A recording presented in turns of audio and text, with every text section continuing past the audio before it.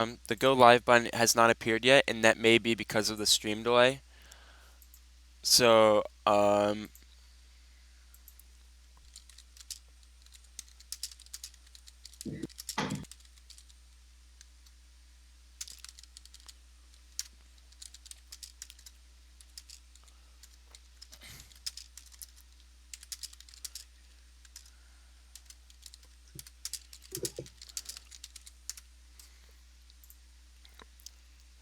okay, yeah, we already got someone in chat, even though I'm not technically live.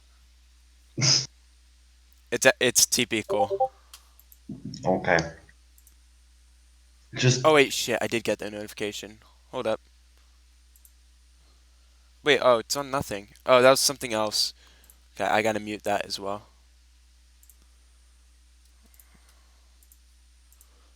And mute this.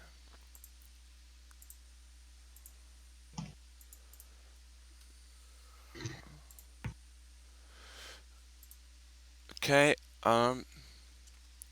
already got 3 viewers and 1 like.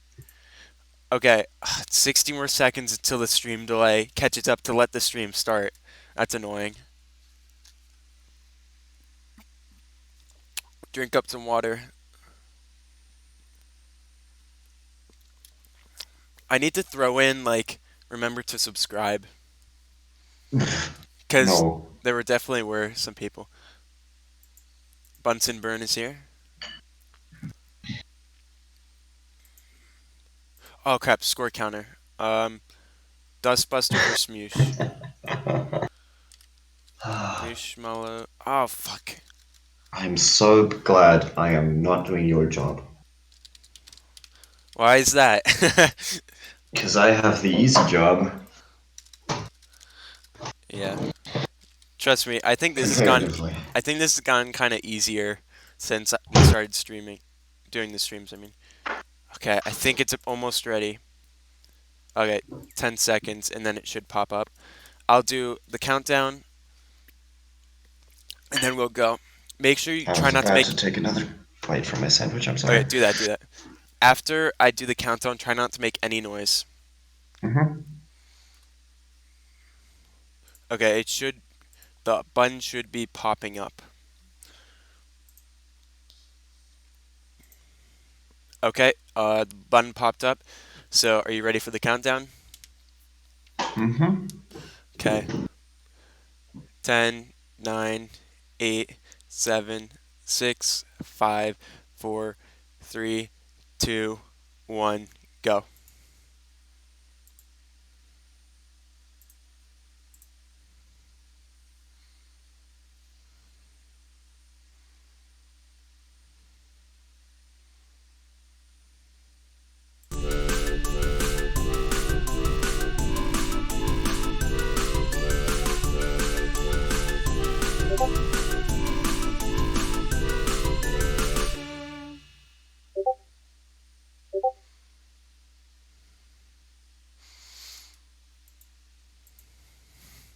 Hello and welcome to the stream, everybody. This is day 2 of round 1 of Galaxy Madness, and today I am with Aaron Gray.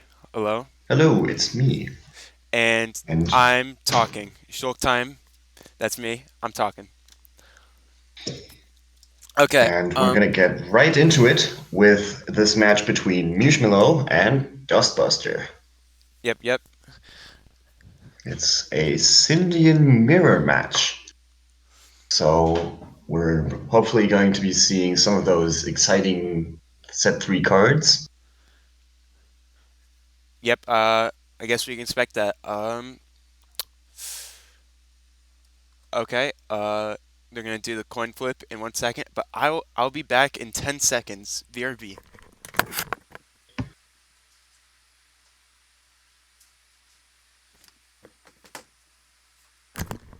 Okay, I'm back. That was very quick.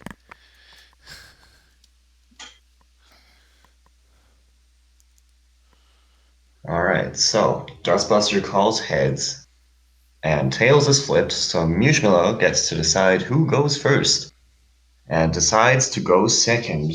This seems to be a bit of a theme among these games. Ryan, can you talk about that more? Is there an advantage to going second? Well, it used to be you always wanted to be first because neither could attack, but going second now allows you to get a card advantage early in the game. You just get one card, and they will be able to match that, but you just get one card sooner, and I think that's what people prefer, like rather than the star advantage that they would get. Also, going second gives you the opportunity to attack the opponent's planet on your first turn instead of being barred from that. All right, that makes a lot of sense. So, back to the game. Both players have now drawn their 5 cards, and as we can see on the planets, they have their points on the left and the stars on the right, and we're off with Dustbuster purchasing a resource zone. And it looks like that'll be it, I guess. Oh, nope, he's going to use a help about already. At the start of the game, that's Turn very 1 interesting. Helpo Belt gets an attachment. We'll see what it is, hopefully. And it's Kopek's Helmet. So Kopek's Helmet, bit of a notorious card for a certain strategy, that being OTK. Um, Ryan, can you quickly talk me through how the Kopek's Helmet OTK works? So in Kopek's Helmet OTK, basically what they do is um, put the Kopek's Helmet on Purgator, which is a Sindel creature, but its stats on power and health get doubled if the planet is Sindian. So basically, uh, Dust or like Sindian would be run in this deck every time they play the card and they use both their Copex helmets on that one card and return it to the hand. And eventually, uh, they will bring out either a Omnius or a Crunchon or another creature that can attack for 5 points. And the Purgator's ability will allow it to actually, like, it'll give that ability to the Crunchon Omnius, and it'll allow them to attack for 10 apiece, which will be the OTK, assuming nothing blocks it. Right, so a very long-term plan requires a lot of setup, but does end the game in a single turn.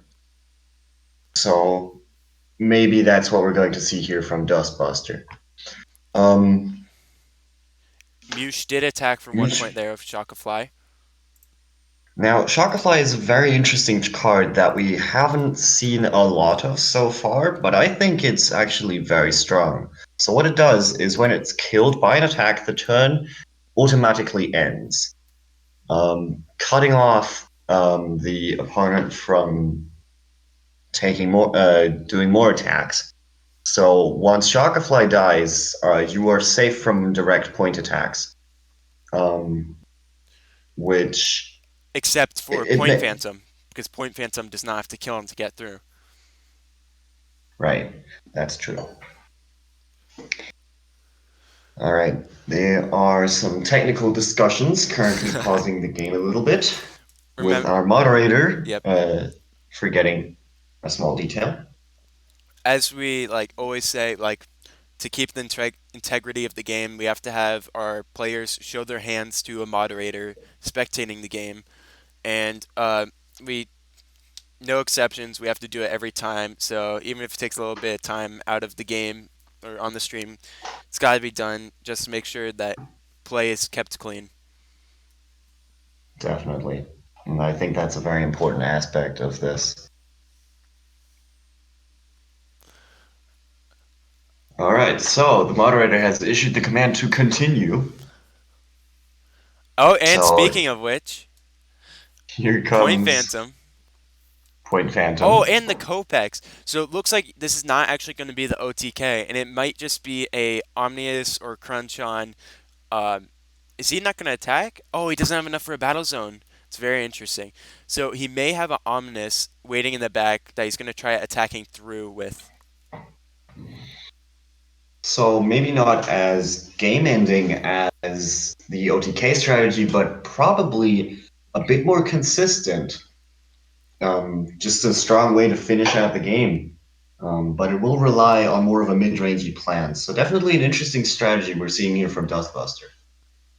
Yep, Mushmallow opts to do exactly nothing, passing the turn. and looks like Dustbuster will be able to. We'll see if he'll opt to kill Shockfly or attack right through the planet. I think the smarter play here is just attack through to the planet for your easy 2 points to get to reclaim that lead. Actually, well, never had the lead, but to put him in the lead. And he is going to buy that battle zone. We'll see what he does with it. Well, I would assume that he would move his creature into it, but we never know. And he All is going to right. attack right through. So that's 2 points, and Dustbuster is up 2-1 against Mushmallow early. No response has been declared. It would be very difficult to respond considering Mushmallow does not currently have a resource zone. Yep. So that Chocolafly is looking a little bad right now. Well, Okay. here comes a second creature zone. But no resource zone still. He does have the stars for it if he wants it. Oh, he's going to pay 7. That's going to be a Pelfam. Oh, he's going to bounce it, and it's going to kill the Copex helmet. So he won't be able to use that for setup later on. That's a Yeah, very so smart play. Kopek's helmet only goes back to the hand if the creature dies, which it didn't do in this case. So that's a very smart play by Mushmallow. And he gets in for 3 points. No response. And looks like there is no response. So Mush is going to be up 4-2, and we already got a really fast game going. Not usually. Let's see Usually if the it first five continues at this points. pace. It's usually like the first 5 points are like a third of the game. Another third is like the first 10, and then another third is the last 10.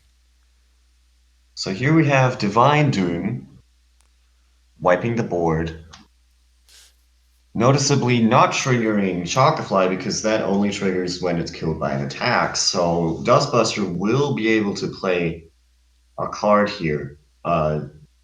Apparently his second point phantom to get an attacking. But does he have Kopek's helmet to give the ability to a creature later on? Doesn't look like it. He's going to attack two for 2, and no response. No response even possible. So that's going to tie the game up at 4-4.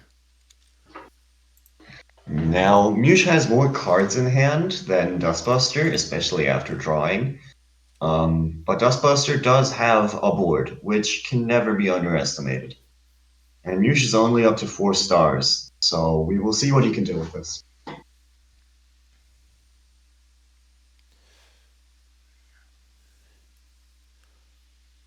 Oh, he's just going to pass.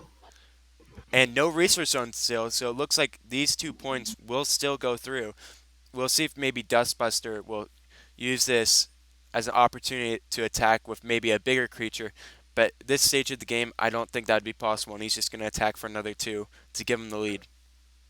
Yeah, I think in this situation. Oh, well, no, he's attacking for 4. Blaze Elixir allowing him to attack twice. And Dustbuster is going to double his points right here with that attack and put him up 8-4, and no response possible. And he's got an early lead.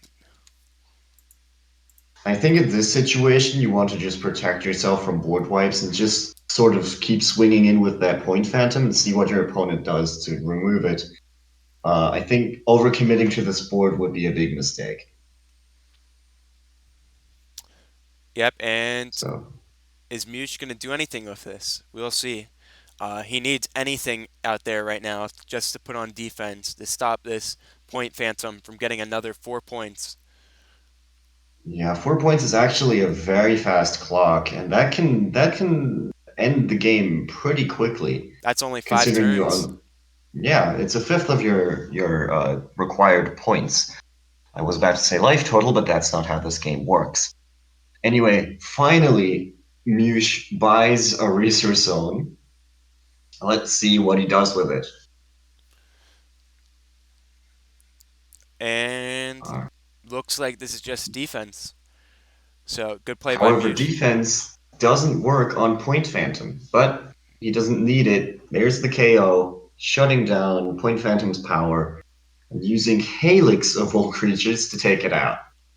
Yeah, I think from I Moosh we're seeing we might be seeing the small boy Sindian, which means that's just like I guess a ton of small creatures with some bigger ones for defense, and he's gonna plan to use that Starship XXS uh, for those big points, and maybe a Blaze Elixir to go for like possibly up to 8 in 1 turn.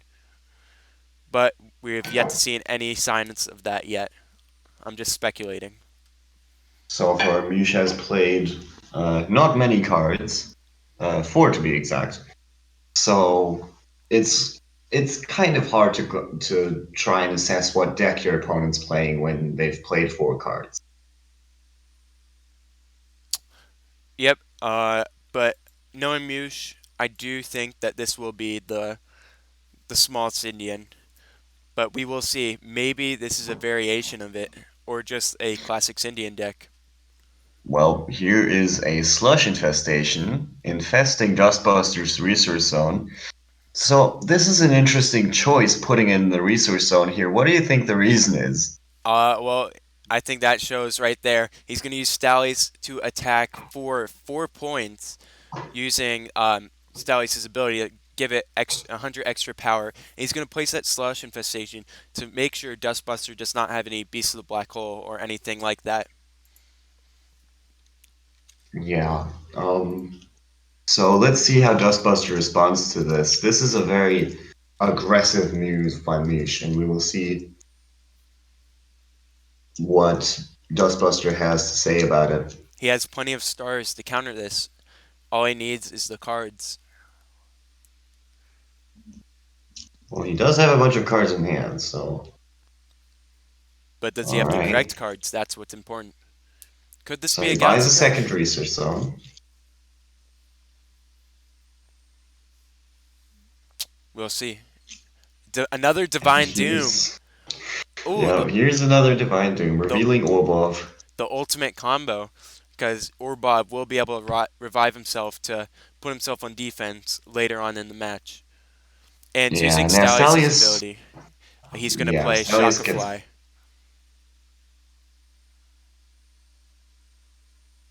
And here's the second slush infestation, which will kill the first one, transferring it into Mush's resource zone. Yep, and we'll see if Dustbuster will do anything else with this turn. And nope, he's just going to pass it. I wonder if Mush probably does not have the stars right now to do anything with Shockafly, but uh, or anything with Shockafly or another creature to gain more points on this turn. But uh, he at least has that practically guaranteed 1 point attack. Yeah. And, there is a German saying, Kleinvieh macht auch Mist, which basically translates to even small creatures poop. And I think it applies in this situation. Every point counts. Um, Even if it's just one from a little creature as small as Shockafly, it does add up over the course of the game. And every round you don't play something to block this is a round your opponent is gaining a point. So speaking of playing things to block this, here's Kaleidoscope Warrioress. This is the first time this card has appeared on stream. So Ryan, explain to me what does this card do? So this card when it attacks and kills an opponent's creature, or when it just attacks, doesn't even have to kill. When it attacks an opponent's creature, they get to check if there's an attachment in the opponent's hand, and it gets to kill it. So that means any like schemes Mush might be preparing, that's gonna shut those down. Hopefully, or that's what Dustbuster would like.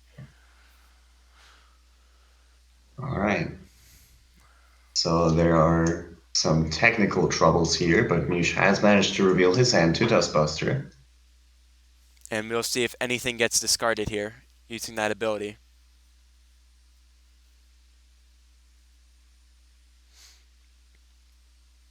Also, There's also some Dustbusters. discussion Yeah. about Chockafly's ability and its interaction with the Kaleidoscope Warrioress.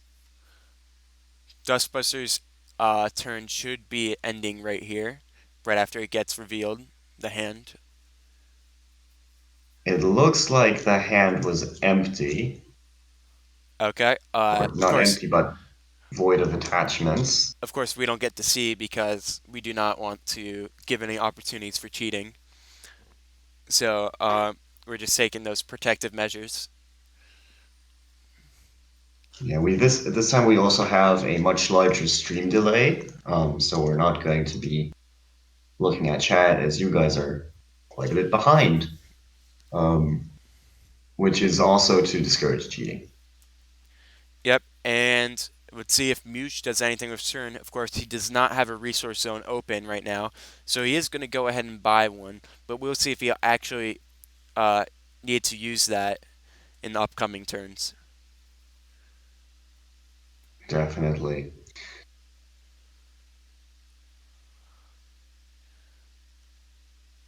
And so the Kaleidoscope Warrior S didn't actually hit anything, so we know he doesn't have any attachments. What he does have is this Dupab. Now, what Dupab does is when he's cosplayed, you can free play a killed creature um, that is from your planet. So in this case, he can play a killed Scythian creature, and he chooses Shakafly. However, Dupab does have a restriction. It turns the creature into a 10/10 um, and removes its ability. And then here we see Bullwater, which is just extra protection for his small boys. And Dupab then kills the Kaleidoscope Warrioress. So definitely a bit of a comeback turn here. He has a board set up. He's definitely in the lead where cards are concerned. Okay, So so let's see what Dustbuster. this is going to provide a lot of turns of safety for Mushmello here. We'll see if he can get any points off of this huge push. But right now, uh, Mush, if Mush does decide to attack on his turn now, uh, by buying a battle zone, a second battle zone, he'll be able to attack for only 2 points, which is not as much as you would want right here with this big opening. Definitely. However, here Oh, comes that card we talked about previously, Starship XSS, making Shockafly's power 400. and he's got the Bull So, Warder, so that means that Dustbuster's going to have to get through Dupop, a Bull Warder, and then gets to attack the Shockafly. So that Shockafly may actually get Mush the win here if Dustbuster does not have an answer in the upcoming turns. yeah, and this is the power of this deck, is just being able to hide and shield that small creature that just gets incredibly powerful and gets to punch through for a bunch of points. Dustbuster's hand is not too big right now, so he may not have a good counter to this push right here. They do have equal hand sizes, but neither of them are that substantial to have like a perfect counter. But eh, he did have the perfect hand counter, so that's going to return Shockfly to his hand, and that's going to kill Starship XXS and pretty much put a stop to that push. So now he'll have to use that Bullwater for the Dupap, which is probably not what he was intending for it to be used for. Well, he was, but not without the Shockafly being there. So, Okay, Dupop cannot get through this Pelfam, but Mush may have a counter to it, like maybe a KO or a Divine Doom for himself. Of course, Dustbuster has used both of his Divine Dooms already, and has not used any. So I would say Mush is at a pretty big advantage right now. And there is the Divine speaking of Doom. Divine Doom, yeah, there it is. Kills a Shockafly from his hand. Just get it out of there.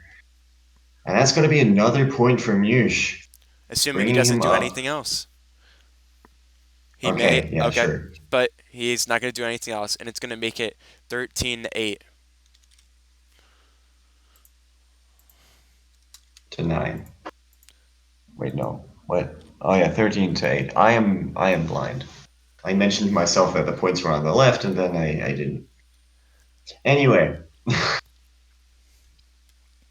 It is Dustbuster's turn. See what he does. The board is fairly open right now. I would consider this a very neutral position.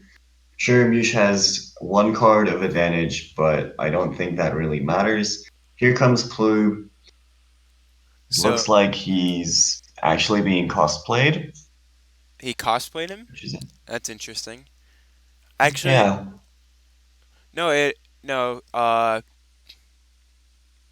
no, he didn't I'm cosplay him. stupid. Yeah. No, he So Plube can free play himself if your opponent is at an advantage. So here comes Double Wormhole. This is a very important oh, card. Stallies Shuffles two and a dead Pelfam. creatures back into the galaxy. Moosh is just setting up for that late game. I'm not sure if Dustbuster will be able to handle it if this game does not um, go in his favor soon. Yeah, that's just a lot of value being shuffled back into Mush's deck. Yeah, both of those cards are very big and very hard to get through. So Dustbuster's got to hope that Moosh does not draw into them later on. Yeah, and considering that Chaos Galaxy matches have a tendency to cycle through a lot of the deck, the chance that we're going to see those cards again is not actually that low. Assuming But the game does not end within the next like 5 or so turns. Yeah, I'd say so. Of course, we are at a stall right now, but there's a Pelfam, which is going to most likely bounce the Dupab and allow Dustbuster to attack for either 3 or 4 points, depending if he does buy that battle zone. Oh, he's okay. So he's going to bounce the Slush Infestation actually, so he can go ahead and kill that Dupab on the field. And he's not going to buy a second battle zone, so no points were gained on this turn for Dustbuster. yeah, but Oh, just that that is is not not supposed to legal. happen. But yeah, the killing the Dupab instead of putting it back in the hand is actually a really smart play because Dupab's ability is just very strong for Mish's deck. Yep, you. Dustbuster has realized his mistake, and the game will now continue as normal. Yep, no points are gained for Dustbuster on this turn, and it is, like you mentioned, a very smart play to bounce the Slush Infestation because you definitely do not want Dupop again, especially if Mush has that combo at the ready. Yeah, we got to remember that there's a second copy of Starship XXS somewhere in that deck, Yep, there. and I'm sure Dustbuster is also aware of this. Yep, and there is most likely also a Blaze Elixir somewhere hiding in the deck, so you don't want to see those two together because that could actually win Mush the game if Dustbuster would not be able to respond to that. And Mush is just going to buy a Resource Zone and pass, so we'll see if he has a Beast of the Black Hole right here. Interesting that he would buy a second resource zone when he has a perfectly functional one, um, without playing anything Can't into it. even Well, att- here's Beast of the Black and Hole. Dustbuster makes the same mistake. You need a Battle Zone. Only one creature can attack. I think this is actually going to save him. His misplay. Yeah. Gonna make that Ploob survive. And it's not every day that you see a misplay actually helping out. I would only hope that was not intentional, but that's always a possibility in Yeah. due But to in the this limitations of or like the rules and how loose they are for misplays.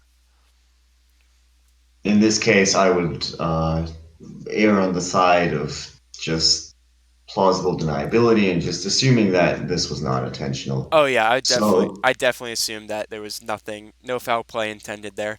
But you know, Mish is here, dumping out his hand. So we see a Dupab, Schwarben Chariot, and a Bullwater. Dupop is So not going to this, be able to use its ability here though.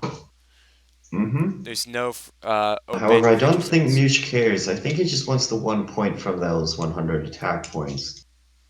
But it is definitely an interesting choice and a bit of a waste of resources. I mean, you could consider it a waste, but maybe Mush does have in his hand, or does maybe thinks that he needs to win this game as soon as possible to not give Dustbuster the chance to come back. That's definitely a possibility. This is a very fast, very strong board that can take a few hits without falling apart. So there is an argument to be made here to play that Dupab. Yep, I do not think that was actually a bad play at all. I think that was a very smart play because Mush does want all of these points as fast as possible. But here comes a Drangel, which is not. Oh, and he's gonna Ice Elixir that Torben Chariot. So that is actually a very good play by Dustbuster here, and that's gonna allow him to eventually kill both those creatures and the Bullwater. Yeah, Schwalben Chariot, very high power, 290, which we notice is higher than Drangel's health. So very smart play here to freeze the Schwalben Chariot to just stop it from killing the creature you just played. Yep, and we'll see if Mush has any answers or if he'll just let this Drangel run through his field, and it looks like Mush is just going to pass the turn here. Yeah, I think he just decided he's going to collect some stars, let his opponent free up space on his board instead of trying to buy any zones or anything, and just let things run its course. And I think that's a very smart decision here. So Dustbuster is going to go ahead and kill Dupop, get rid of that potential threat, and that's actually going to open up a spot for Mush. So if Mush has a uh, Pelfam here or something, he may be able to get 3 points, but I'm not sure if he'd want to use that considering Drangel would be able to actually kill Pelfam. But Mush is going to pass, but theoretically, if Mush did play Pelfam, he could bounce the Ice Elixir, attack and kill the Drangel, and attack for 3 points. But it looks like Mush does not have a Pelfam ready. Yeah, it is a definite possibility considering he double Yep. wormholed that back into his And library. Here's that combo we were talking about earlier, the Purgator with the helmet on it. So um, let's see what he makes of this. Obviously, he already used one of his helmets on the Point Phantom, so he's not going to be able to get an OTK. but But yeah, yeah, I think possibility of 10 points is very appealing here. That would give Dustbuster, assuming he attacked for 18 and the score would not change, that would put him, or attack for 10, sorry. If he attacked for 10 here, that'd put him at 18, which would put him right there on the edge of winning this game. so. Yeah, this is what we would call in the business a mid-range deck with a combo, which is a concept that has been coming up recently in other games as well. It's just a strong mid-range game plan that then inserts some combo pieces that function well in the mid-range game plan, but that can then be used to close out the game later on. Um, so I will a very mention interesting strategy that Dustbuster is bringing here to the I table. will mention real quick that we have not seen any galaxy crashes yet from either side, though we have seen one Beast of the Black Hole, but Dustbuster still has his. So Dustbuster actually does have, I'd say, an advantage on that removal in case Moosh does build up a big field again. Mm. Also, no dark space eaters yet, so none of these things are getting prevented in any way, unless a player has an activation activated activator. So we see a second battle zone because the first one was infested by slush, which I imagine to be incredibly gross. Oh, and there's If an you Eternity Amulet that's going to be used to attack and kill that Guster, and that's going to actually put Drangel at uh, 470 power and 420 health. So that's a very powerful Drangel, and Mush has to deal with that immediately because that's going to be that's big points. It's also some very nice health, if you ask me. Okay. I'm sorry, I had to make the joke. I know, like, chat's gonna say something about that. Okay. Um, Anyway, speaking Dustbuster's of gonna bad pass his jokes, turn. it's now Musha's turn. Okay, I'm Wait, sorry, what is Musha, I that? didn't mean What does that. that mean? I don't know what that means. What did he do to Anyway, you, man? it's Musha's turn, and let's see how he deals with this.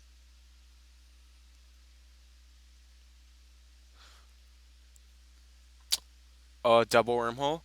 That may be a sign that Nuge does not have anything. Hmm. Well, he's putting Torben Chariot and the Shockerfly back into his deck.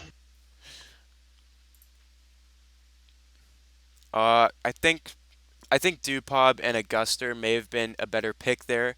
I think well, Torben Chariot was a good pick, but I think at least one Dupop could have been a good pick as well at this moment because Mush is on the fence and he needs some defense.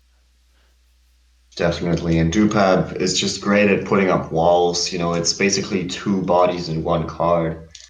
So maybe a bit of a mistake there. Who knows what Musha's reasoning is for this? We'll see. Okay, we'll see. Dustbuster Oh, investing in that battle zone. and he's going to buy another battle zone, which means if this goes through, no Beast of the Black Hole. I think actually Beast of the Black Hole is already used by Mush. That's going to be a whole no response, and that's 7 points right there. So that puts Dustbuster in the lead, 15-14. Very strong lead. If Mush doesn't find an answer here, that will be the end of the game.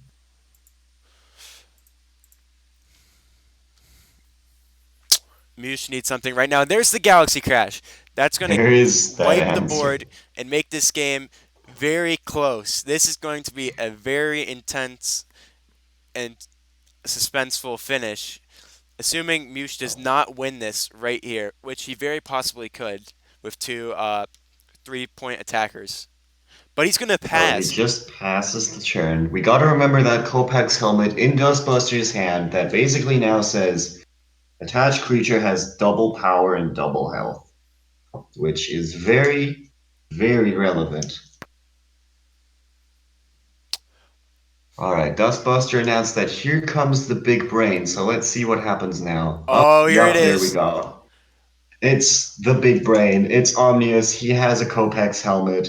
And that's the GG's in chat. That's No an attack for response. 10 points. Dustbuster wins it off of the Omnius combo, which of course was a bit overkill, but very cool Hey, nonetheless. 25 to 14, I'd say that's a pretty good score, don't you think? Yeah, I think that's one of the highest scores I've seen. Highest over, but of course none of that matters. Dustbuster got to 20 and Mush didn't, so Dustbuster moves on to the rounds of 32, uh, where he will face his next opponent next week. Well played to both players, and I heard we might be taking a look at the bracket now to take a look at the way that the entire tournament has been panning out so far, because we don't stream all the games because there's just too many of them. So we want to take a look at some of Yep, the games that have happened that we haven't been able to cover on stream. yep. So, actually, before we do that, though, I'm actually going to notify the next match that they will be preparing. So, let me just do that real quick. Be right back.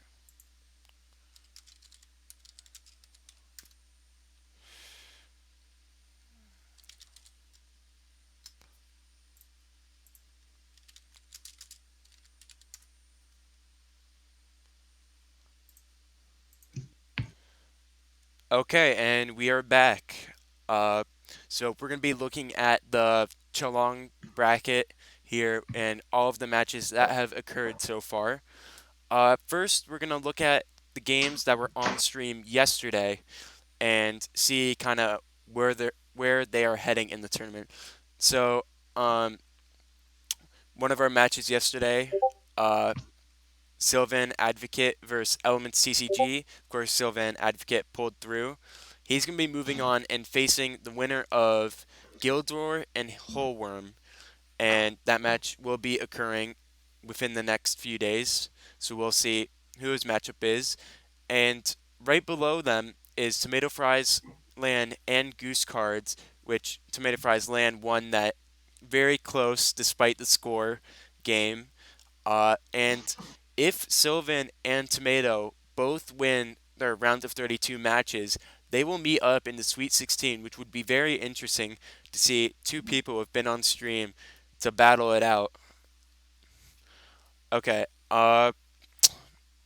Then at the very bottom of the bracket, we have the third match from yesterday's stream at number 18, which is TP Cole versus Karibo123 that TP Cole took in a very convincing fashion.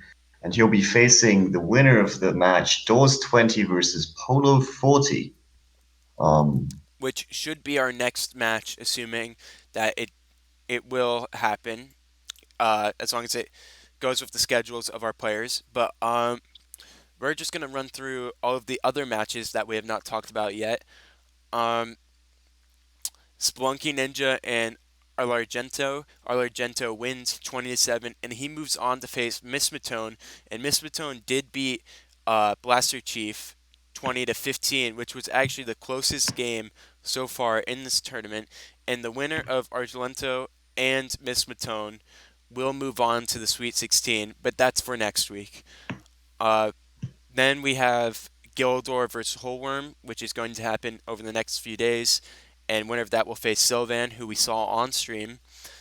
And Tomato will be facing the winner of No Named Friend and Dark Voider. And actually, that will be our featured match tomorrow on stream. And Zach has actually offered to commentate his friend's game, which will be very interesting. And of course, winner of that will go on to face Tomato Fries Land. Um, then further down, we also have Gar7 versus Player 922. A match of players that I don't know enough about. However, the winner of that is going to play against Professor De, also known as The Real Deal, who has been doing a lot of work on the Chaos Galaxy Discord. So that will probably be an interesting match. Below that, though, we have the match between Endme and Callum07, which was actually a bit of an upset, as Endme is a player who has been playing for quite a while, and Callum just wrecked him. And like it wasn't even that like enemy. This was actually the very first match of the tournament, so I went and spectated it, but I did not record it unfortunately, which I very wish I did. Um, Enemy did not even play poorly. Just Callum had to answer to every single thing that Enemy played, and Callum was just playing these off-meta cards that all just kind of worked, and it led to him just dominating the game. And I think Callum actually may be like an underdog favorite to go deep into this tournament. So next, Callum is going to be facing against Orange 11, who's the winner of his match with Gaming Dragon 342, um, which was a 20-0. And then after that, we have the man himself, Zach from Chaos Galaxy TCG, facing off against Tomy123. And the winner of that match will play against Protogen Jake, who won his game against Gally Kaiser. Yep, and moving on to the next one, we have Unseen Oddish and Clappe. Unseen Oddish wins, and he will move on to face Artagaz, who beat Silver Fang, who has also been a pretty consistent player, and he got upset by Artagaz, and we'll be seeing Artagaz and Unseen Oddish face off. That will be interesting. Let's see if Artagaz can pull off another upset against Unseen Oddish. And here is another. This is the highest seed to be eliminated so far. Dino Danger was beat 20-10 by Ritor, who is one of the newcomers, and this came out of nowhere. Very surprising. Uh, Also mentioning surprising eliminations.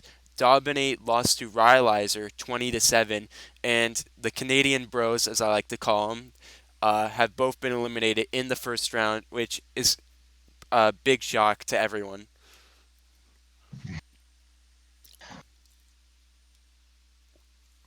Okay, and we also have last few matches. We'll go through over this real quick, and then we'll get to the next game. Apple Martyr beat Saturn. Sorry, I'm probably mispronouncing that. PDF beat Dollinator in a pretty close match. Um, Banana Pudding Dubs will face PDF in the round of 32.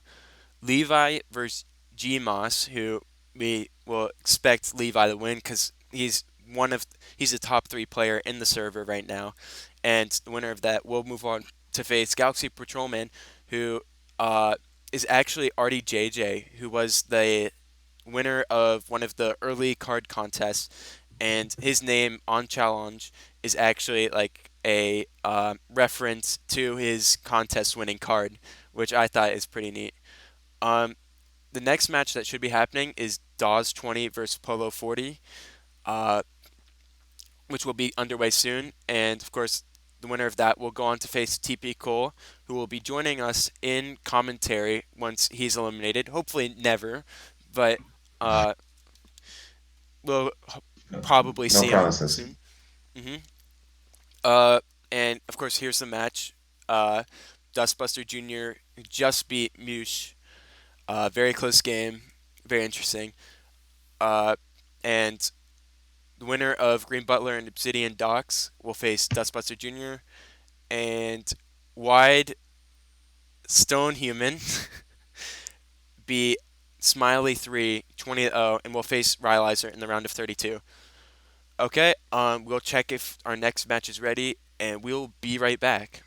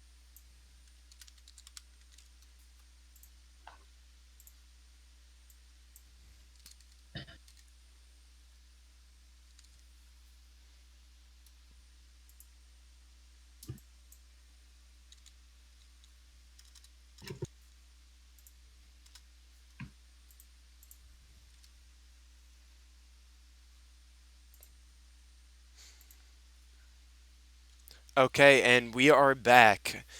We are here for Polo 40 versus Dawes 20, and this is going to be a Sindian versus Roka matchup. Of course, Dawes is here using those fabulous, fabulous, fabulous. Oh my God, SpongeBob. Sorry, I can't. I love these zones, dude. These fabulous zones here. The battle zone I think is amazing. I think that one's just perfect. And also these very simplistic Definitely. battle zones, battle zone, creature zone, and resource zone, which are actually very nice. Of course, there's no color distinction, but it does say right on it what zone it is. Very Uh, elegant. Very nice zones. So this is really just like a showing off competition here with their zones so far. I think the win goes to Dawes though in the zones department, but I think both are actually top quality. I'm going to make a very bold prediction. Based on the numbers on their name, Polo has twice as many numbers as Dawes, so he should totally win. All right, But so it's Dawes, Polo 40, but Dawes 20. They have the same amount of letters in their name, but Polo has the bigger numbers, so he will win. That's my prediction. And if I'm wrong, then I will be wrong. But hopefully that doesn't happen. okay. Dawes 20 though, like he's got 20 in his name, 20 points. I think like that's perfect. Like he's going for 20 points. I think that's a complete coincidence, but it's perfect. So actually, my vote is going to be for Dawes to win this game here. Well, we will see. I stand by my prediction. Oh yeah, and before we get underway, anybody who's watching who's not already subscribed, please subscribe. We're gonna be doing. Sorry, I gotta do this. I forgot to do this last stream. Please subscribe. I'm gonna be doing more streams, and I'm gonna upload occasional videos once the tournament is over. Um, Tomorrow, we're gonna be playing or streaming at 12 p.m. EST, and Zach will be commentating No Named Friend, which will be very exciting to see. And let's get into the game. The game is certainly off, and we already have a double creature zone purchase from Dawes along with a battle zone. Very This setup interesting. is what I would call very susceptible to turn one Guster. But what's your opinion on this? I think I know exactly what's going on. I'm pretty sure Dawes is actually running combiners right here, and I think he has a combiner ready in his hand, and I think that's actually what he's preparing for. But if he had a combiner, then why not play it, is Because my question. he doesn't want it to be killed. I mean, that makes sense. Duh. So we see one of those elegant creature zones right here. Maybe it will soon be populated by a Guster that is going to make Dawes very frustrated. But we'll see. Nope, it remains empty, and it's back to Dawes' turn. So we will see if you're right. Yep. Let's see. Is Dawes gonna do anything with this? That would be pretty odd if he's not, like, just buying all the zones immediately.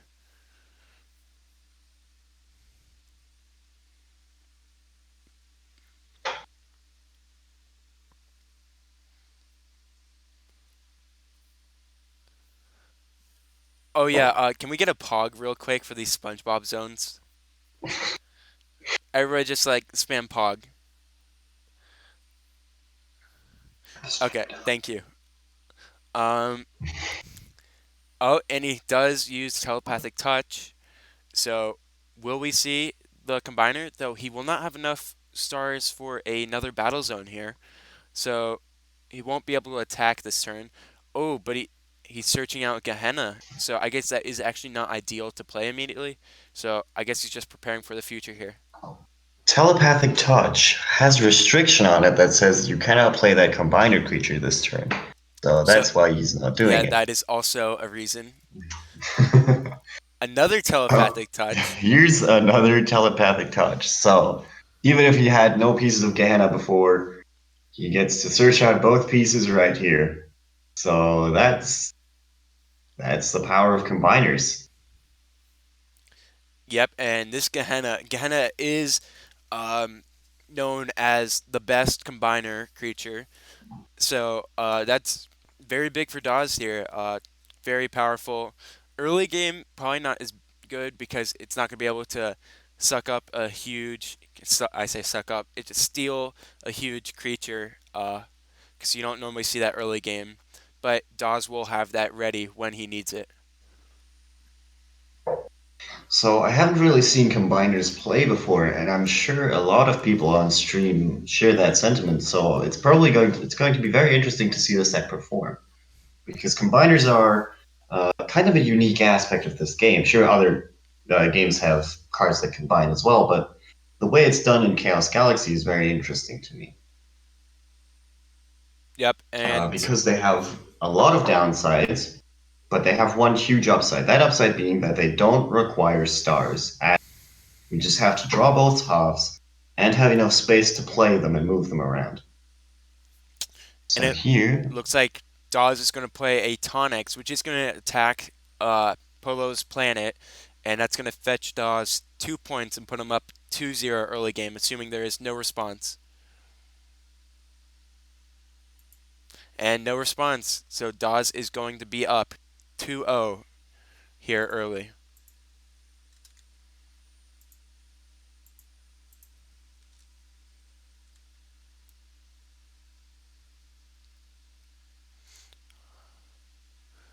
Uh, Tonix is actually not supposed to be getting a boost from attacking the planet directly, so I'll have to correct him on that real quick.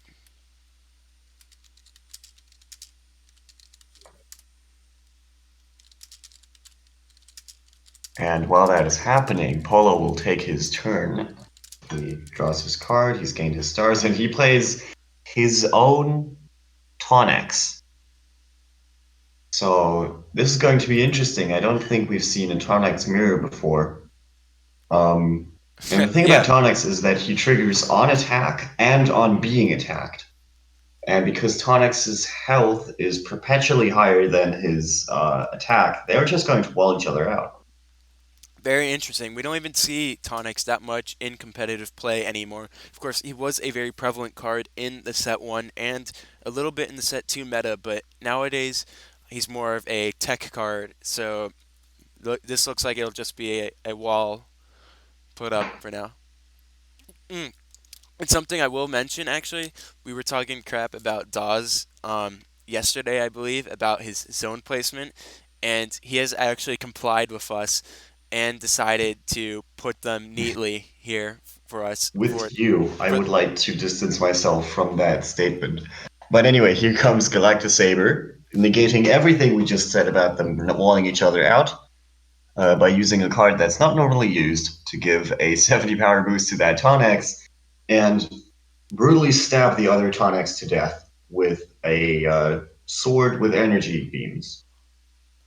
and most people don't normally play Tonix, and actually, uh, Dawes is just gonna say no to that Tonix, and he's gonna absorb it, as I like to say, uh, up into that into those pits, and So he's here's gonna steal that. here's Gehenna. Gehenna has a lot of text on her. So maybe we should, for the viewers who haven't experienced this card before, we should probably go into what it does. Um, so Ryan, Okay, go ahead. What does Gehenna even do? this is a pretty long ability here, but it states that you cannot play attachments whilst this creature is on your planet. When you play this creature, uh, attach one creature on your opponent's planet to it. Also, whenever a Sindel creature on your planet would be killed, attached it to this card, this creature gains 50 power and health for every card attached to it. If this creature would be killed by an opponent's attack or card ability, you can kill one card attached to it to this creature instead. So very long ability. So he's going to use that just to uh, kill that Tonix there, and he's going to attack the planet for another 1 point, I believe. Actually, that is 2 2 points points, because of the yes. 50 power boost, So yes. Dawes is going to go up to 4-0. So Gehenna, very long card, very complicated, but basically it eats your opponent's creature and can throw it in front of itself to prevent getting killed. And I'll just mention this real quick. I'm finally seeing the Pogs rolling in. Thank you guys. It always makes my day when I get a lot of Pogs. Okay, and we're going to see a Galaxy Rock here. Very interesting, especially when it's not for Barrow. Hmm. So Galaxy Rock card with a lot of health, usually played in a Barrow deck. However, in this case, we're seeing it in Scindian. So, what do you think the reason is for playing this card? I'll be honest, I have no idea. Maybe he might be using it as protection for a smaller creature in the future, but of course, that'd be in the future, and I don't think that future is happening. I think he's just walling him off for now. But that's very interesting to play. So I guess he would probably use it as protection, but I have not really seen that before. That's a creative use of Galaxy Rock for Syndion. Definitely. And Galaxy Rock has enough health to wall out commonly used cards like Ozo Titan of Justice and Hellfan, so that is a very relevant thing to see. Also, we haven't seen Ozo yet. Despite yesterday's stream being full of him, today we haven't seen him once. That's a definitely a breath of fresh air, especially with like uh, Gehenna here with the combiner deck, which I assume we are seeing. Uh, a lot of new creative decks today to see.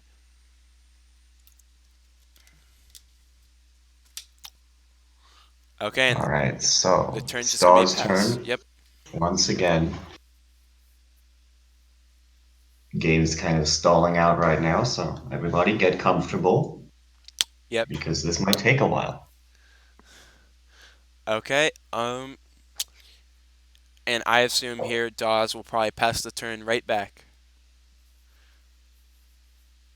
They're just building up these huge hands right now, huge amount of stars. So we'll see this all break soon enough. This reminds me very much of the set 2 kind of era when this was commonplace, this kind of just sitting behind walls and stalling out and trying to um, find a crack in your opponent's armor. This is very Yep. set 2-ish gameplay. Of course, that usually had two barrow creatures, or not planet, or not creatures, planets. It was usually a barrow mirror match that would cause that because both decks are playing defensive. Uh, Dawes is just gonna My pass. Rocket deck was quite good But at both things yeah. there. Do you want to tell us about your set two experience, Aaron Gray? Specifically, test tournament two.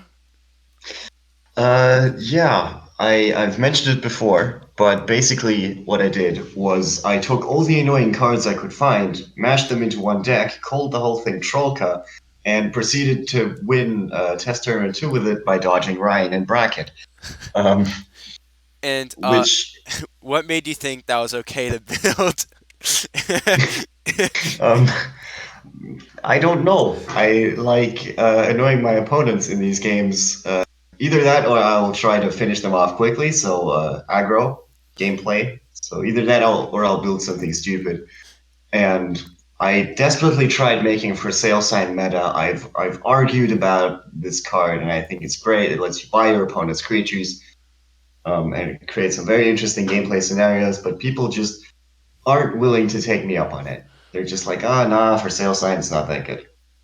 I disagree. I still think the card is good. No, no, no, not really, dude. Like for sale Like, come sign, on, they look at this board state. If Dawes had a for sale sign right now, he could put that on that Galaxy Rock and say, "This is my Galaxy Rock now," and he could attack. okay. So it would surely make it very interesting. But the problem with for sale sign is they can just buy the cards like right back, and then you're just kind of like trading points as you two are just buying each other's thing back until somebody's had enough of it. And I don't think it really helps the person who runs for sale sign too much, unless, of course, their opponent is at a big star disadvantage.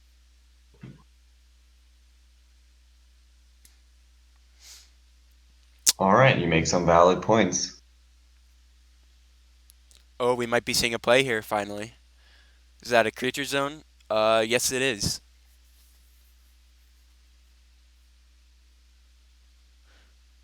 The second creature zone has been purchased by Polo 40. Let's see what he does with it. Maybe nothing. I don't know. Some people do like spending their stars before they reach 20. Of course, I don't think that is the best thing you could do. I usually like to wait until just before reaching 20. But looks like he's actually going to use that to his advantage. And he is just passing. Did he intend not to attack? I don't know. Well, he did pass the turn. So, I don't quite understand that play. That Drangel is big enough to beat over Gehenna twice, and I just Don't understand why he did that. Okay, I guess Dawes is going to use Pelfam here, and very smart play picking the Galaxy Rock because the Galaxy Rock cannot actually kill Pelfam if Polo decides to play it again. And I believe Pelfam is going to attack and kill that Drangel over there, and that misplay is going to cost Polo 40. Definitely. I don't understand what happened there.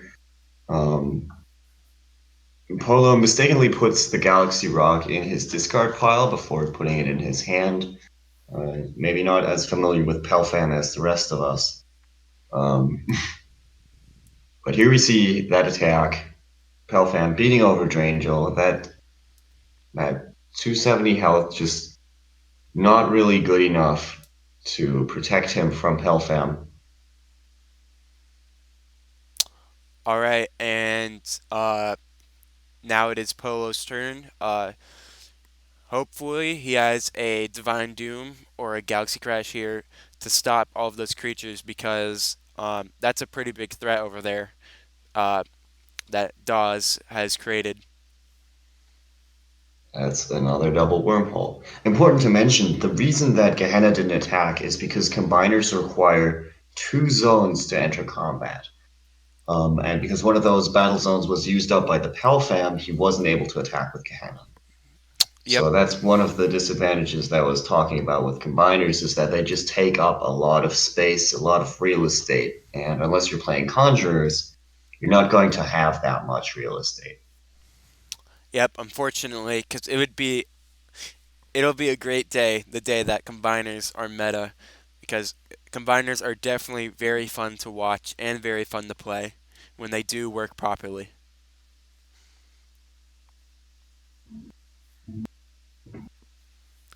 Will Polo do anything with this turn? We will see.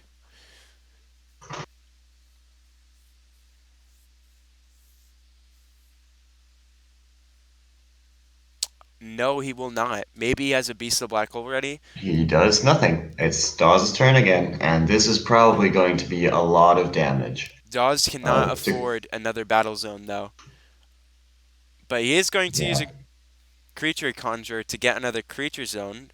Very I interesting. did mention those just now. So yeah, but to quote Phil Swift, that's a lot of damage, and I think that's going to probably come to pass here. And Despite him not being able to move Gehenna into the battle zone along with Pelfam, it's still, 3 points. It's not little.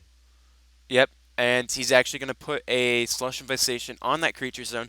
I do think the better play would have been putting it on the resource zone or the battle zone, specifically the resource zone, because that would protect against a Beast of the Black Hole.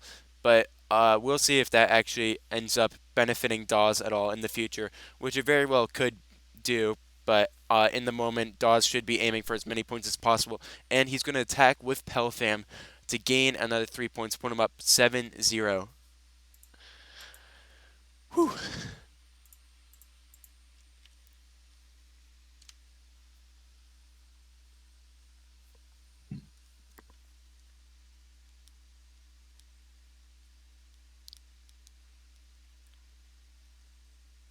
All right, so Polo draws his card. Let's see if he finds an answer to this board.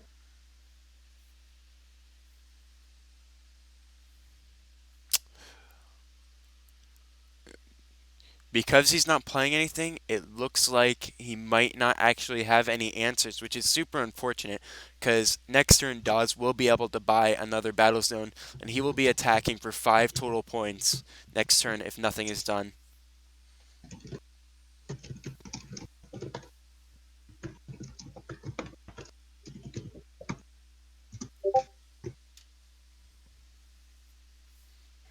Oh, and Polo is going to play Galaxy Rock and he's going to put a KO on that Pelfam there. So, Look at that perfect placement in that creature zone. For a second, I thought he was cheating that he didn't have an extra zone. yeah, actually, no, I see a slight sliver here. Yeah, no, near perfect. because you see that little white line. Yeah. So Nice that try, gets rid Polo. of the Pal Fam.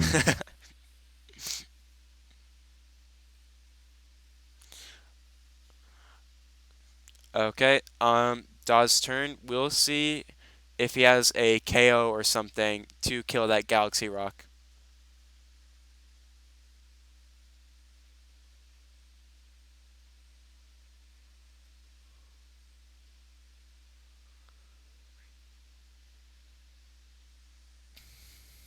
Alright, so it's Daw's turn. He's up to 11 stars. Yeah, actually, something that was just whispered to me in the Untap chat that TP Cole pointed out.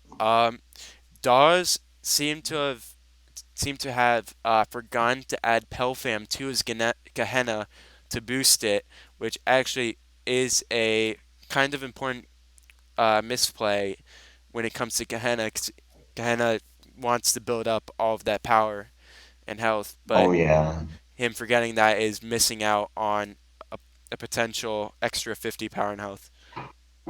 that's big because 50 power and health is that threshold between points. Obviously not going from 100, from 150 to 200, but that's still the difference between a lot of 4-star creatures being able to run you over or not being able to run you over. So big misplay there from DOS 20. Perhaps forgetting a little bit how Gehenna works, considering there's two cards worth of text here, literally. Yeah, it's definitely very. Sometimes it gets hard to read. And also these players could be under a lot of stress because you know big prizes, a lot at stake. You're on stream, and you just do not want to get eliminated because if you lose one game, you're out of the tournament completely. So he just might be like feeling it and kind of forgetting, making these minor misplays. Yeah. So, anyway, he buys a third battle zone right now. Bit late, that pal fam of his is no longer here. And he's not going to do anything with it. Very interesting. I guess he just wanted to pay some stars. He was up to 15. Apparently, he didn't want to go up to 19. Yep. I'm not sure if that play matters too much. We will see. Um, Sometimes it can actually be bad to pay those stars early, especially when they're kind of unnecessary. But I don't think at this moment there's any big worries because they're both just kind of stalling each other out at the moment.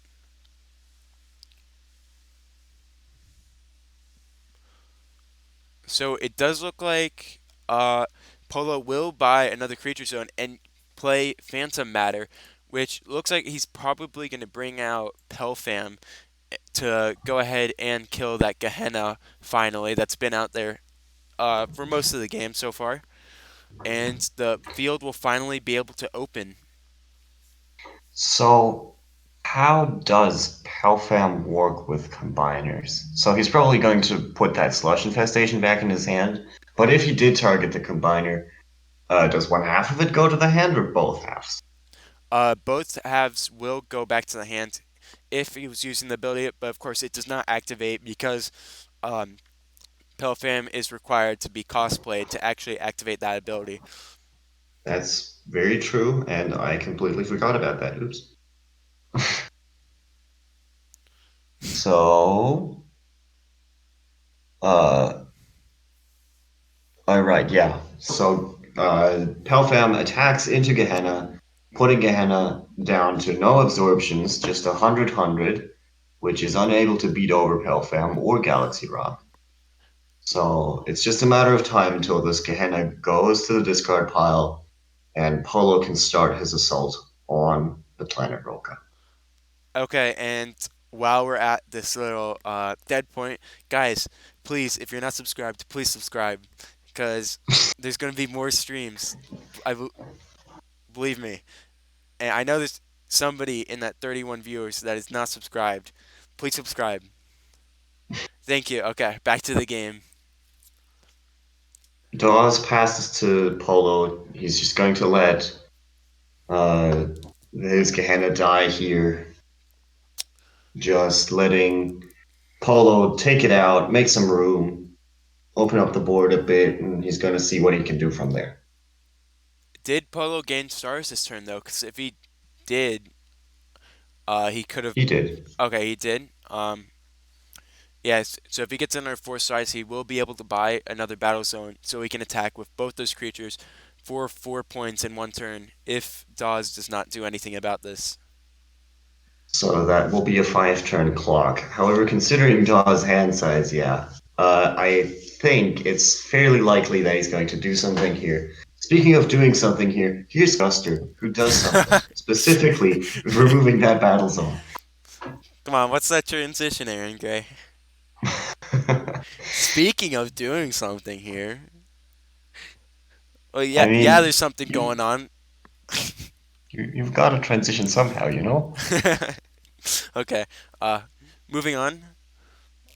So, Polo mentions that he actually did forget to draw or gain stars, apparently. Yeah. Okay, and Dawes is Um, actually going to allow him to correct that mistake there. Good sportsmanship here. You like to see it. Um, but that battle zone is going to be uh, taken away by Guster, and that's going to buy Dawes a little bit of extra time. Certainly. That's just going to, this is the strength of Guster is your opponent, especially if it's a single zone or if it's the second zone, your opponent just has to reinvest, and that can add up over the course of the game. It's just, oh look, my battle zone is gone. I have to buy a new one. That's 2 stars less you have to play creatures. Yep, of course, that is only going to cost 2 stars to bring back, but every single star adds up, and you don't want to be paying those uh, extra 2 stars all the time because, like you said, it does add up, and it will affect the game if enough of those are played. Okay. Certainly. Yeah.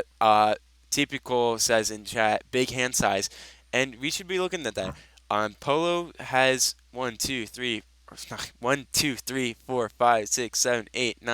11 cards in his hand right now, and 3 cards on his Dawes is field. down to Dawes is at 10 cards in hand, so that's less than Polo. But important to mention is also that he only has that Guster, which is probably about to die.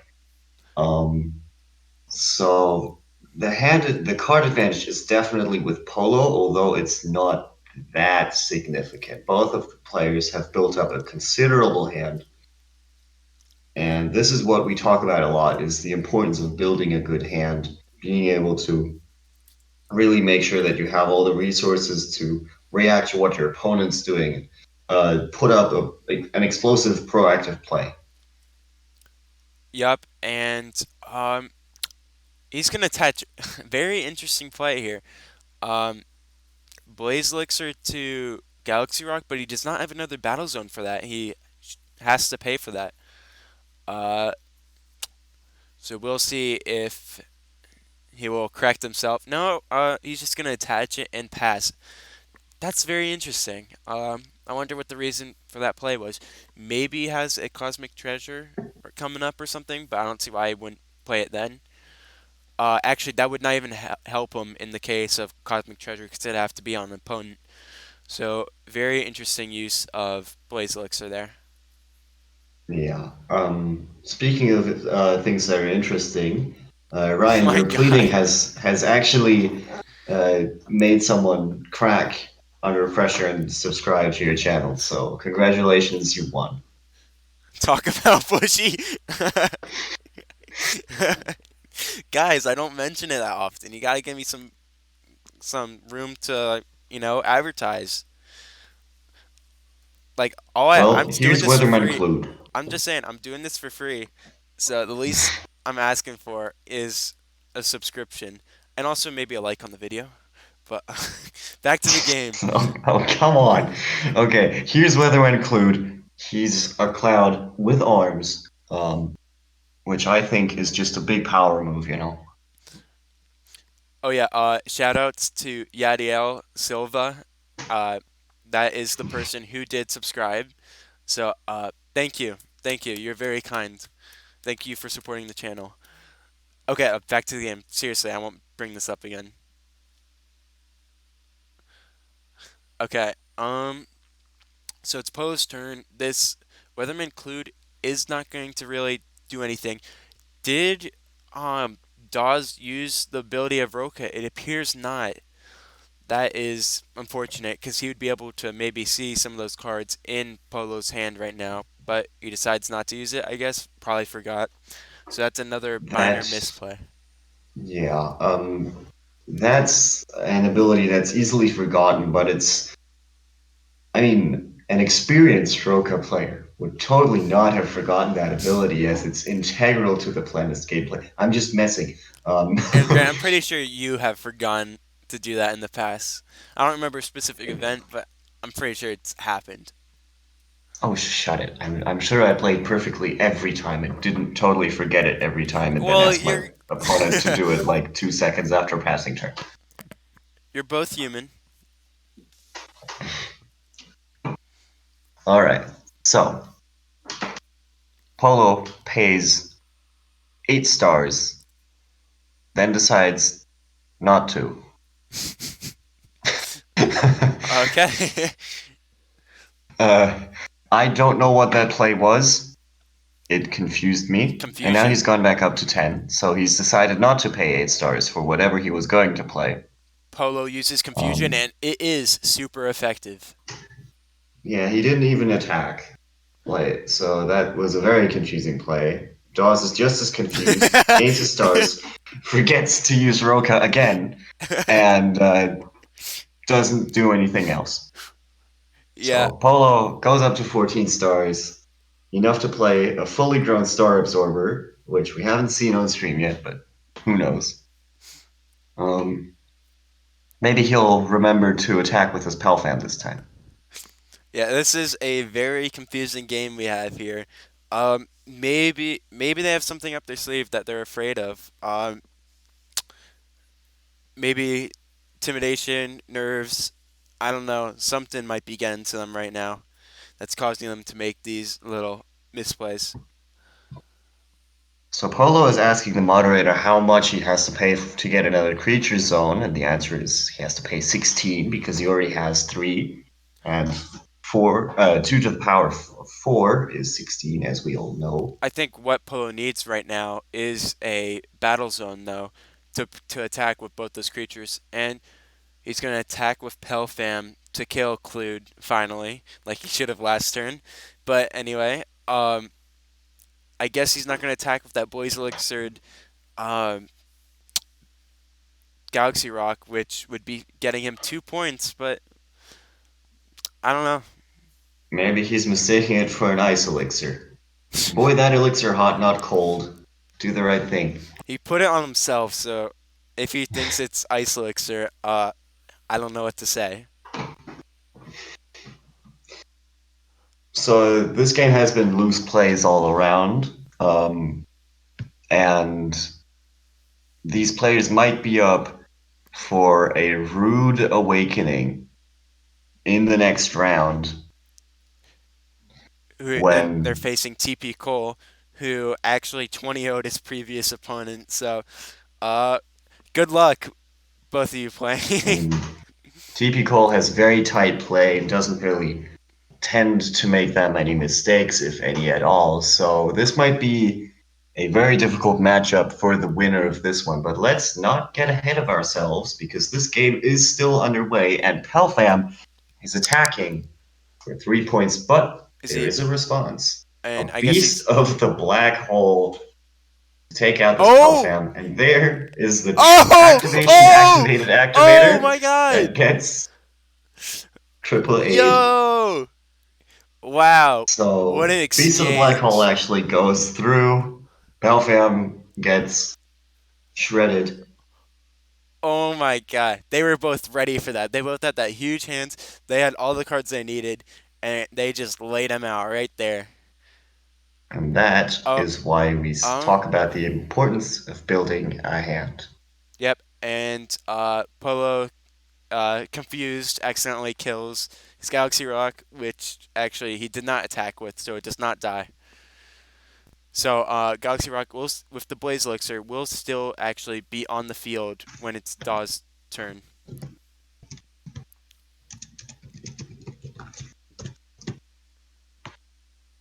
I spelled die wrong. Oh well.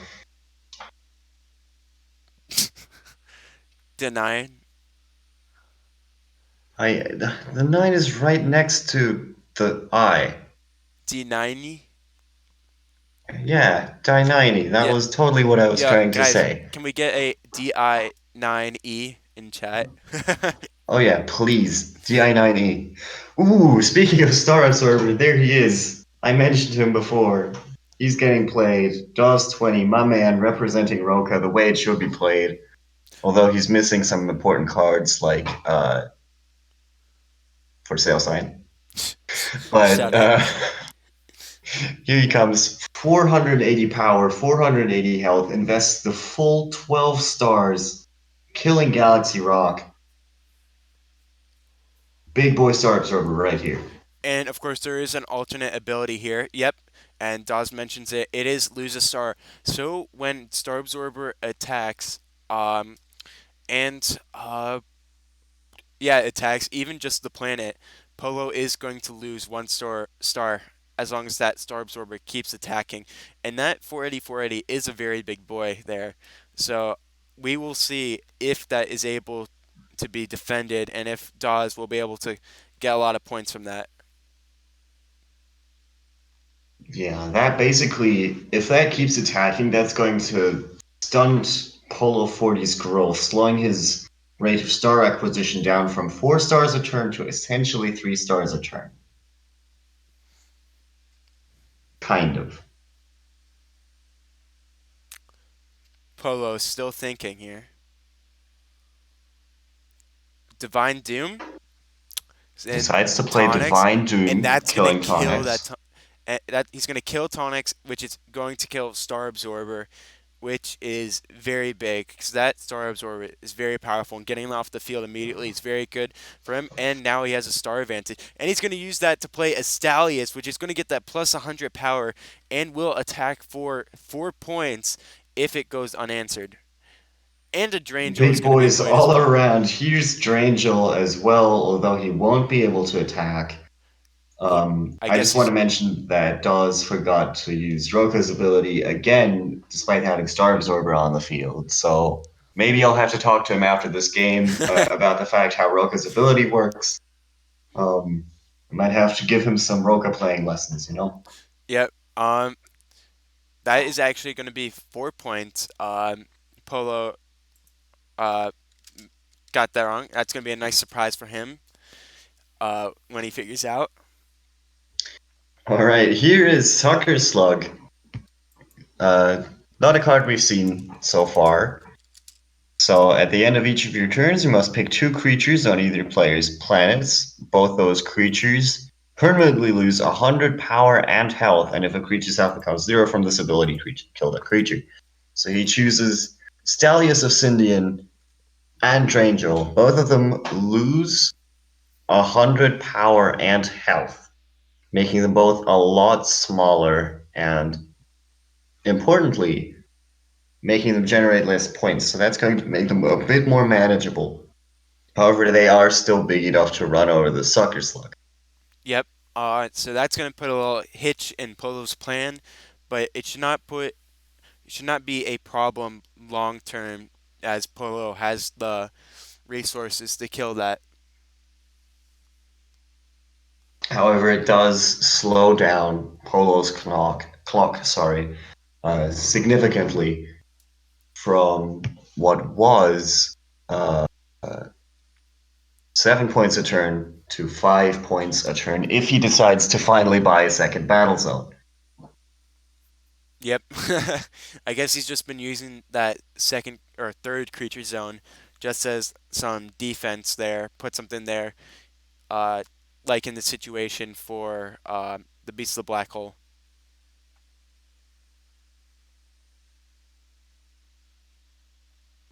Polo is just being told how Soccer Slug works.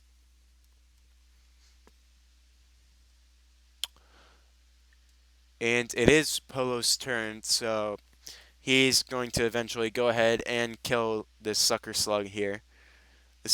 I assume he's just gonna attack, and I guess he won't be buying Battlezone again, which is very interesting. I think he could be at a lot more points right here if he was going to if he would buy that second Battlezone. But uh, Well, we don't know yet. He could still do that.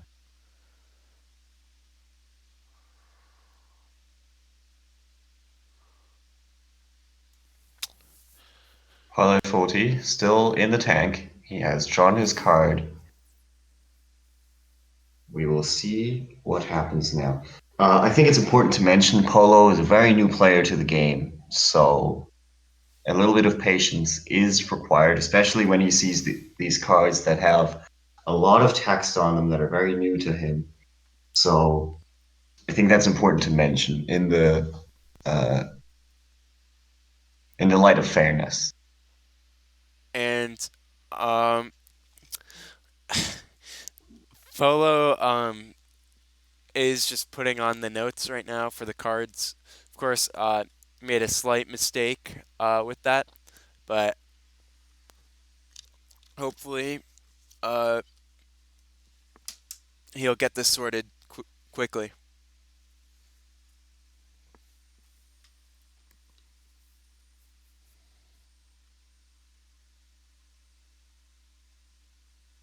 Oh, geez.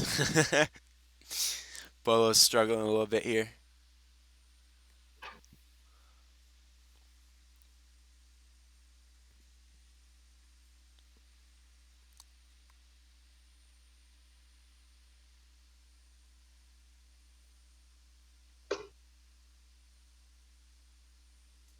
All right, so Polo has finally corrected the notes on his creatures. If Soccer Slug survives this turn somehow miraculously, he will have to do that again next turn. Um, Okay. so that's very interesting. Everything's been corrected. Yep. Um. So looks like Polo will go ahead and kill the sucker slug, I assume. Of course, this game has been very unpredictable, with many misplays, but he is going to go ahead There and it is. kill that sucker slug. Did you just call it Slucker Slug? Possibly. Can we make can we make that a new card? Zach, can we make that a new card, Slucker Slug? And No, just make please. it like like an elite card, so you need Soccer Slug to play it, but then it's no longer a combiner. That would be cool. And it has like all the power and all the health.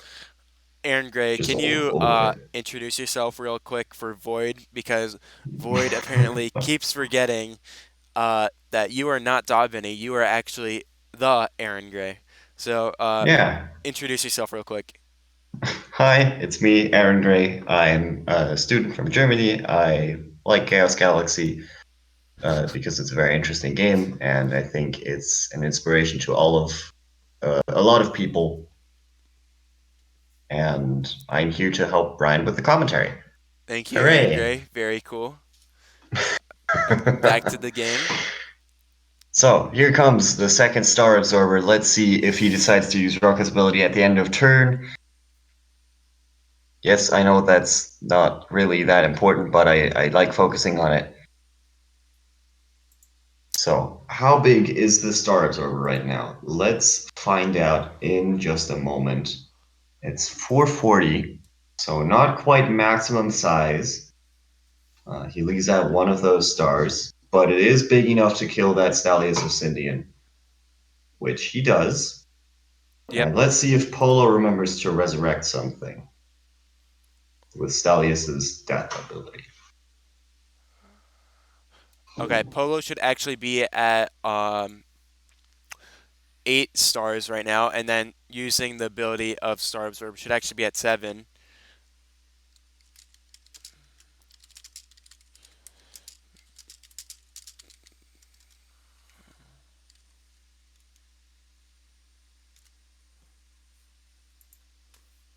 Okay.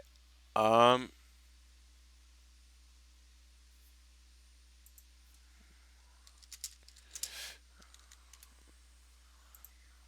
Oh, jeez. Whoops.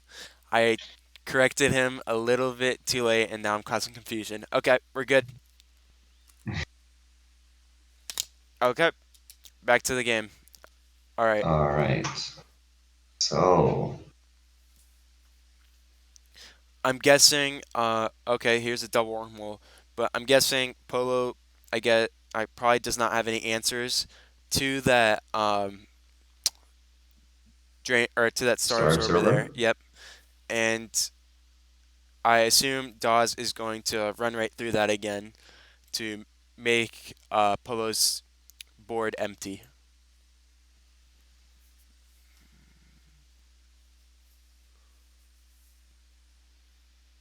Who Polo made the little untap based error of not showing his opponent the cards he was shuffling Oh, in. actually, oh wait, yeah. Sorry, yeah. But Dawes said he knows what they are, so he must be writing them down or something. Good for him. Uh, and we move on, and it's Double Dawes' turn. wormhole still on the board for some reason, but it's Daw's turn. He draws.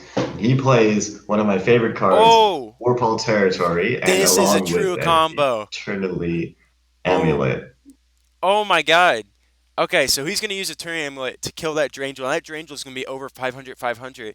And because there's a Warpole territory, nothing big is going to be able to kill it. It's going to require a KO or a Galaxy Crash or a Beast of the Black Hole or something like that. Okay, no Speaking of Beast of the response. Black Hole, Oh, wait, and there was a response, there it actually. is. And that's going to kill all of that. That whole setup just ruined. They're all dead. All of them.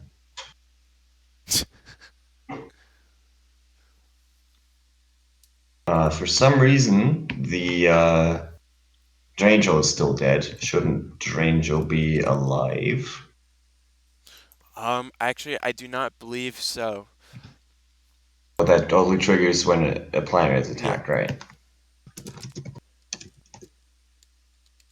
Dawes is still at 7 points. Alright, so what Warfall Territory does, for those who don't know this card because we haven't seen it on stream yet, is that any creature with 5 or more stars cannot enter battle zones. So, uh, if you're aware, if you've played Yu-Gi-Oh for a little bit, you might know Gravity Bind, which works in a similar way, where it locks out anything bigger than 4 stars.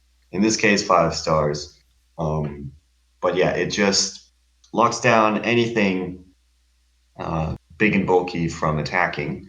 Star Absorber, despite having very high power and health, technically only costs 2 stars, so he gets around this card. So this is some very smart deck building choices here from Dawes. And it is now Dawes' turn again.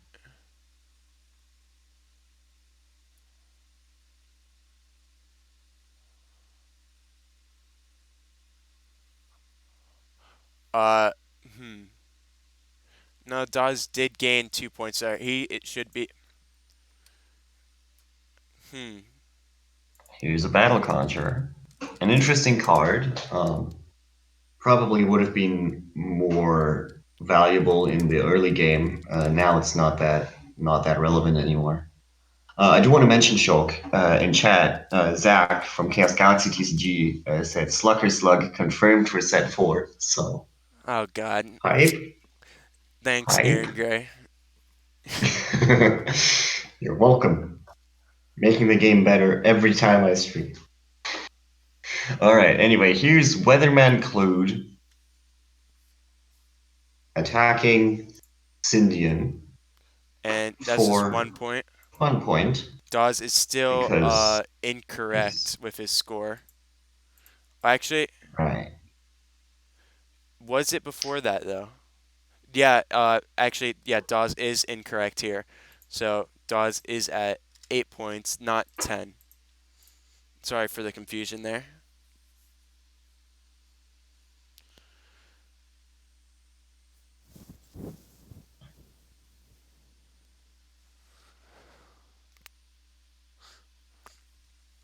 Okay, and um, is he not attacking?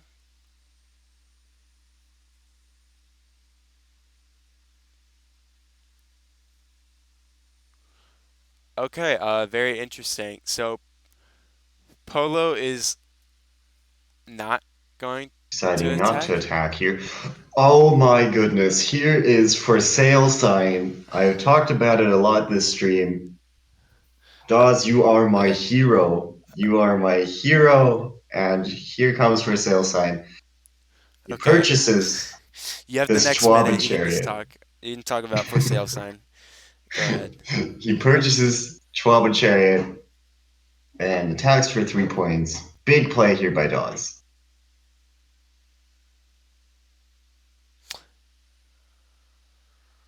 But before attacking, here comes Weatherman Rainbow. I was about to say Weatherman Rainbow Rain, but then I realized that that's just one half. No, it's all of Weatherman Rainbow.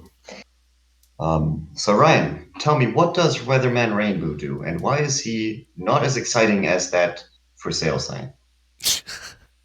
Okay.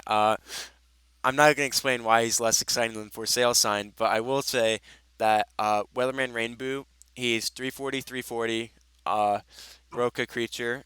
Of course, Dawes is probably not gonna use that ability because he forgets. But once per turn, you can kill one Weatherman Soon or Weatherman Soonshine from your hand to kill one resource or attachment card on your planet. Or once per turn, you can kill one Weatherman Clued or Weatherman Snowflake from your hand to kill one creature on your opponent's planet. So it's pretty good at controlling the playing field and getting those card kills. And that's going to be he attacks with both. So that's going to be 6 points right there. So a very big swing right here. Um, and an important note is that Schwaben Chariot not big enough to beat over Weatherman Rainbow. So that's important to mention. Also, Warpath Territory working well with combiners because combiners don't have stars.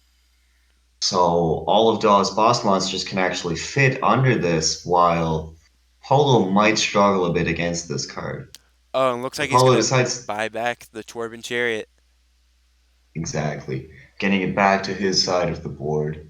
Let's see what he chooses to do with it. If he just decides to buy it to have it, then that might be a questionable play, but we'll see what he does. Well, it will provide defense and not allow Dawes winning the game next turn. So I think that's actually a pretty good play right there. Well, actually, no, he still can because he can buy it back. So maybe that is hmm, very interesting actually. But he's going to play Polo's going to go ahead and play Orbov, which will provide him some defense for the future. Yeah, Orbo, a very important card, as it can revive itself to jump in front of a train for you. To, that metaphor did not work out at all. What I was going to say is that Orbo can jump back out of the grave to sacrifice itself there. You don't get killed. Oh, and he's going to play Space Pit. All right. All right, Oh, so that efficiently removes Orba from the equation, shuffling it back into the galaxy. that's a very Very, good play. very, That very interesting cards here we see from Dawes. Dawes Very might win the off game meta here. picks. He could actually win the game if he buys back that Torben Chariot uh, and attacks for 6 points. Yep, and it looks like that's what he's going to be doing. So here he goes. Let's see if Polo has anything to say about this or to do against it. I hate All right, that looks GG. like the end of the game. I For hate sale saying it, but sign yeah, for sale wins the sign. game. Put it in all the newspapers. For sale sign wins the game single handedly. All right, Single everybody. handedly. Okay, okay. Don't get ahead of Yeah. yourself. No, single handedly. We've peaked. We can end the stream now. We've peaked. It's all over. Okay, give us a second while we see if we have any other matches coming up. So we'll be right back.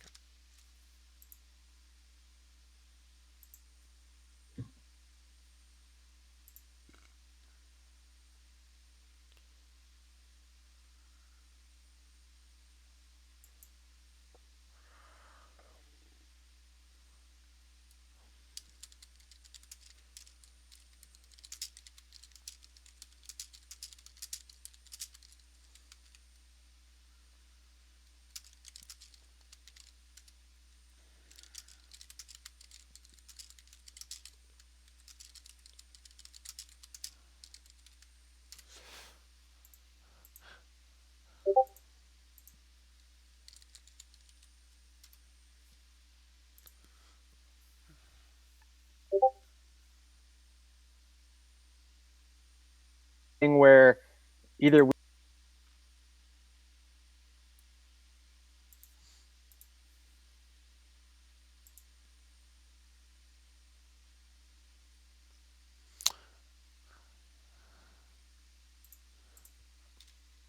Okay, all right, we're back. And since this stream has been going on for a while, uh I think we're just gonna end it here, but not before we play some DJing tunes by Aaron Gray. So you guys can stick around for a little bit and just listen. But that's gonna be it from us commentating. See you tomorrow.